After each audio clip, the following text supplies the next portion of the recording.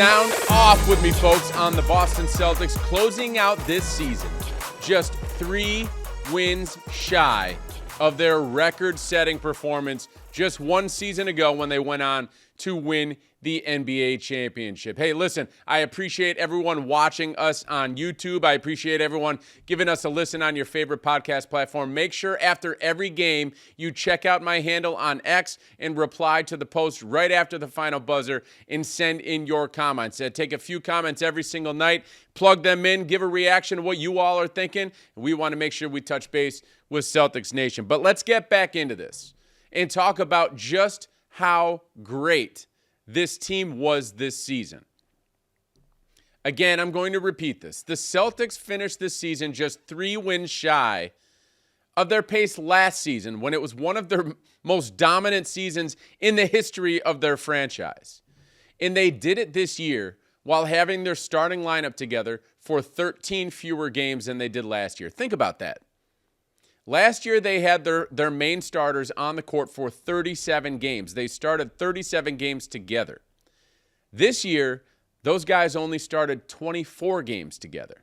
They were only available to play 24 games together. And yet still, the Celtics overcome that and somehow log a season that's almost right on par with their historic performance from a year ago. Only 3 games shy. 64 wins last season, 61 wins this season. They're going to finish with at least a +9 in the scoring differential category. Like, this has been an incredible season for Boston. And when you really dig into the numbers, they opened the season hot.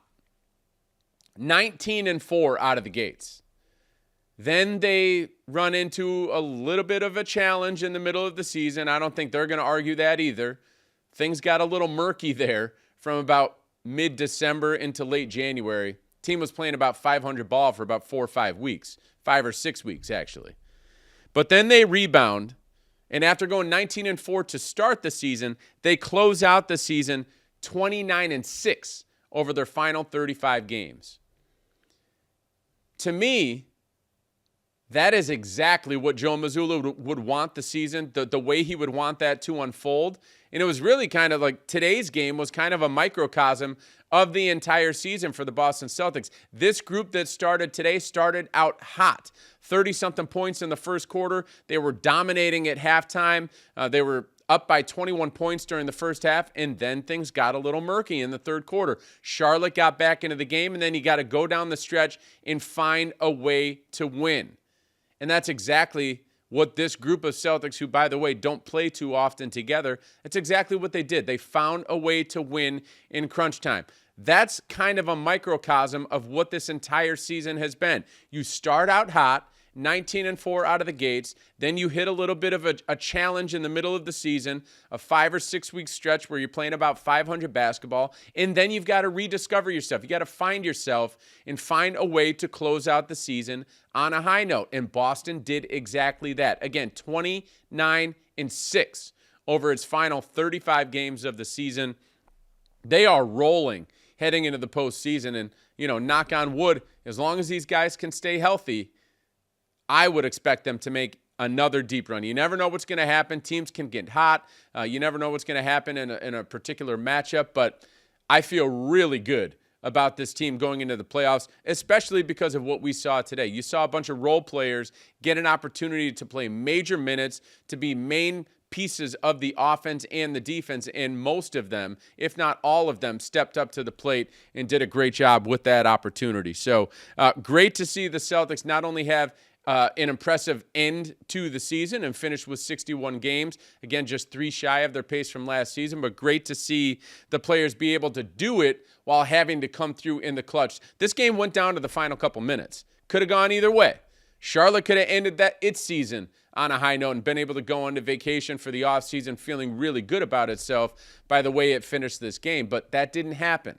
Boston's guys figured it out down the stretch. It was great to see Jordan Walsh make some big shots, make some big plays. J.D. Davison was on the court for most of the fourth quarter, if not all of it, making big plays, clutch plays, getting the Celtics into the right places, getting the ball into the right spot. Great to see these guys being able to be involved in setting up the Celtics for a win in crunch time on the final day of the regular season. We can't get through the open of this episode without talking about Payton Pritchard. Another unbelievable performance from him. Friday night shot 9 of 11 from the field for 22 points. Today scores 34 points while shooting 14 of 25 from the field. The guy is just red hot scoring the basket. He is playing at a beautiful pace. The defense doesn't know what he's doing. He can get to the rim and throw them off the rhythm and get an open shot. He can pull up. He can step back for his three. Like, he is playing totally in rhythm as the Celtics head into the postseason next weekend. Also, Sam Hauser shot the ball well. Again, he was hot Friday night. Again, hot today. So great to see those couple rotational players playing well. And Luke Kornet just continues to be the model of consistency for the Celtics. Today, another spot start for him. Finishes the game with 11 points, 8 rebounds, and a game-high 4 blocked shots. That's 2 shy of his career high. He did block 6 shots earlier this season. So great to see those 3 players who we know are going to be a part of the rotation in the postseason, along with the top 5 starters, plus Al Horford. That's the main group right there. So we saw these guys play well, finished on a high note. They had an opportunity to go and gain some rhythm today before they head into the postseason next weekend, and they did exactly that. So a lot of positives to take out of this win, a great end to the regular season, and now we're going to dive into some comments. We've got a couple of them coming in today from Celtics Nation. The first one is from King the Great, who's talking about Payton Pritchard in his case for Sixth Man of the Year. I think it's a wrap. We're going to talk about that in a second. And then next up, we've got the other model of consistency here with Sound Off. That's, oh, look, it's Brian. Comments every night. We appreciate you, man. Appreciate you giving us a listen and sending in all your feedback. The comment from him is on the journey of this regular season and what he saw from a couple of Celtics out there on the court today. So let's dive into the first one here. It's coming from King the Great. All right, King the Great with a comment here on Payton Pritchard. Here it is. Payton P. Money Pritchard, the dog, for Sixth Man of the Year with a little Celtics 3-leaf clover and some hands saying I'm clapping about Payton Pritchard. Yeah, we're all clapping right now. 34 points during this game after scoring 22 Friday night. This guy is rolling, as I just said in the open. 9 of 11 Friday night. Tonight, he got his shots up. Like, he had the opportunity, and he said, I'm going to take advantage of this. Got 25 shots up in this game and made 14 of them. You don't have to do the math. I'll do it for you. It's 56% from the field. Just shooting it well, playing at a beautiful rhythm that defenses just can't seem to figure out. And with regard to the Sixth Man of the Year conversation, like, I don't think it's a conversation. I think that this is an obvious choice, and I don't think really anyone else has a case that comes even close to what Payton Pritchard has put together this season. He is the leading scorer off the bench this season. He's one of the best three-point shooters in the NBA, like, period, point blank, not just about reserves. This is talking about any player in the game. He's top 5 in almost every category. Today winds up notching a pretty interesting stat with, I think he's the only Celtic to make over 200 three-pointers in a season and also grab at least 100 offensive rebounds outside of Antoine Walker. Antoine Walker, a big wing, a forward who played around the basket a good amount. Payton Pritchard is a small guard who is the second Celtic player in franchise history to notch that number. A great stat from our Taylor Snow. Again, I'll repeat that. At least 200 made three-pointers and at least 100 offensive rebounds. It's Antoine Walker, a forward who played around the basket a lot, and a small guard in Payton Pritchard. Pretty darn impressive. So, again, I don't think that this conversation around Sixth Man of the Year is a conversation. I think it's Payton Pritchard, and then everyone else is way behind him, and he cemented that today. I don't know if that was something that he was thinking about. I doubt it. That's really not the way that he approaches things, but he did it. He silenced all of the people who might have been questioning going into the final day of the regular season. Maybe someone else can slide in here and be a top vote getter and possibly steal this award away from Payton. No, it's not happening. 34 points on the final day of the regular season. It seems like he does this every year. Dominates the final week when he gets some extra run. He did it again today, and I think that was just an exclamation point in the hammer being put down that this award is mine, and I think he's going to wind up receiving that award here in the short-term future. So great to see Payton Pritchard in this type of rhythm as we approach the postseason. We saw how important he was last year when the Celtics made that run. You know, some of those end-of-quarter shots, but beyond that, just the impact that he can make at both ends of the court. He is a really strong defender, and I'm talking both physically and just being in the right place at the right time and being able to stay in front of whoever he is defending. He is a great defender, a very important piece of Boston's defense coming off the bench, but then offensively can just really change a game with the way he can put the ball through the basket, especially when he's playing off some super-duper stars out there in the starting lineup. So great to see Payton Pritchard. Can't wait to see more of him going into the postseason, and that is a wrap, folks. Payton Pritchard is going to be your sixth man of the year for the 2024-2025 NBA season. All right, next up, our last comment of the night. I'm saying night. It really is still during the day. It's only 4 o'clock while we're recording this. But here's Oh Look, It's Brian. Again, appreciate you sending in your comments every single game. Here it is. Sad that the regular season is over. It's been a journey. Preach. Looking forward to the playoffs and the roll to Banner 19. Super happy that J.D. Davison got the contract. Very pleased with his play today. G League MVP, getting his deserved flowers. And then the last comment here, Luke going green monster again with blocks. Yeah, Luke Cornett, again, we talked about it earlier, 4 blocks during this game. And by the way, he only played less than 30 minutes, so blocked 4 shots in less than 30 minutes. He was super impactful, as he has been all season. Let's go down the line here with Oh Look, It's Brian's comments. Sad that the regular season is over. It's been a journey. Looking forward to the playoff run. Yeah, absolutely. This has been a journey. And when you're talking about, we heard Joe Mazzulla the first time he spoke to the media this season back at Media Day back in, what was it, early October. It might have been late September. I think it was late September. My brain is even bogged at this point of the season. The first thing he says is, we're not defending our title that we won. We're always going to have that. What we're looking to do is to win another championship. So that's the tone that he set. This wasn't about defending a championship. But with that being said, I've got to bring something to the table here.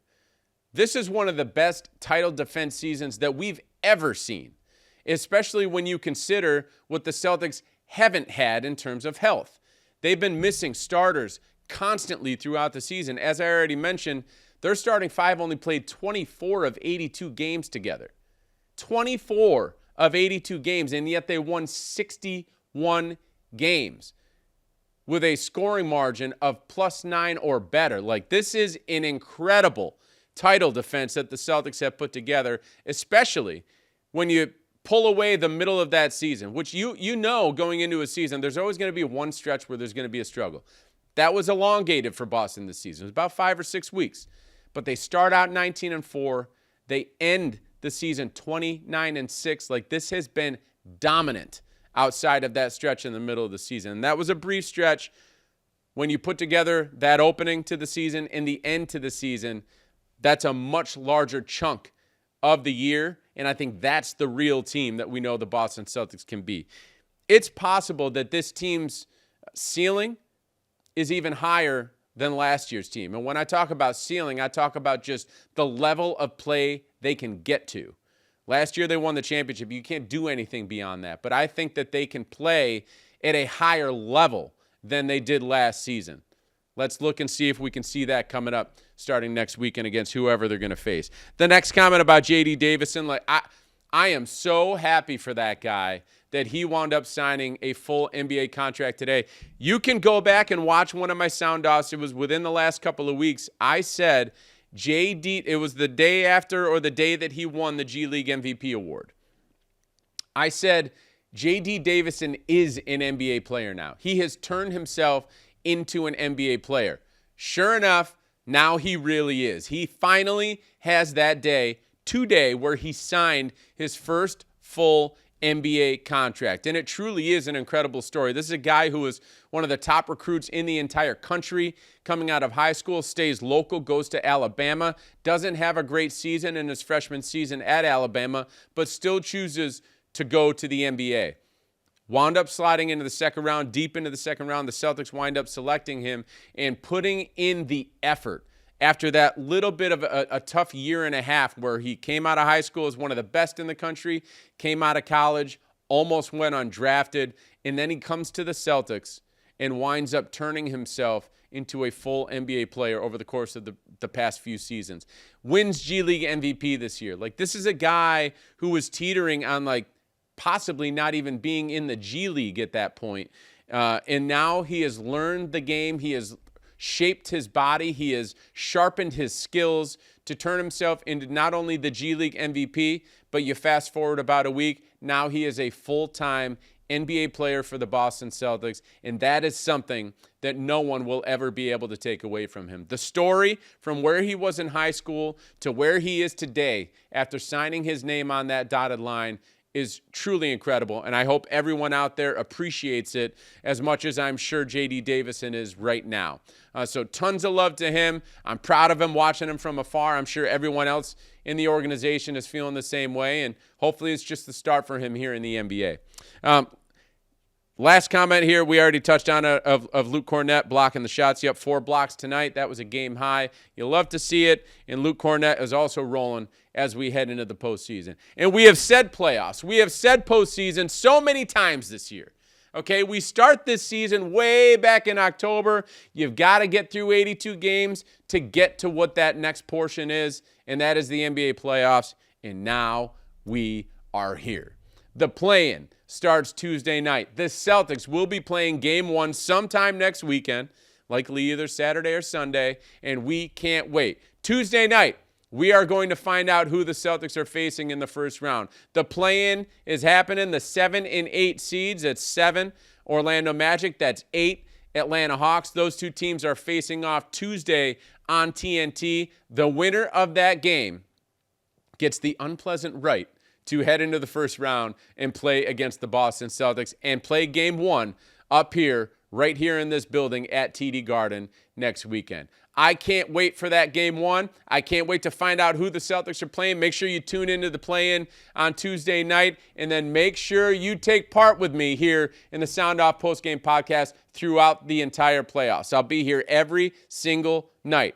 Every home game, we're on video on YouTube and on your podcast platforms. In every single game, we have the podcast going out on your podcast platform. So I can't wait to see you next weekend. Until then, we're going to have your inside access out at the practice facility for all of Boston's practices leading up to the first game. Again, I'll see you next Saturday or Sunday, whenever the first tip-off is. I'll see you then. Can't wait for another run trying to get Banner 19.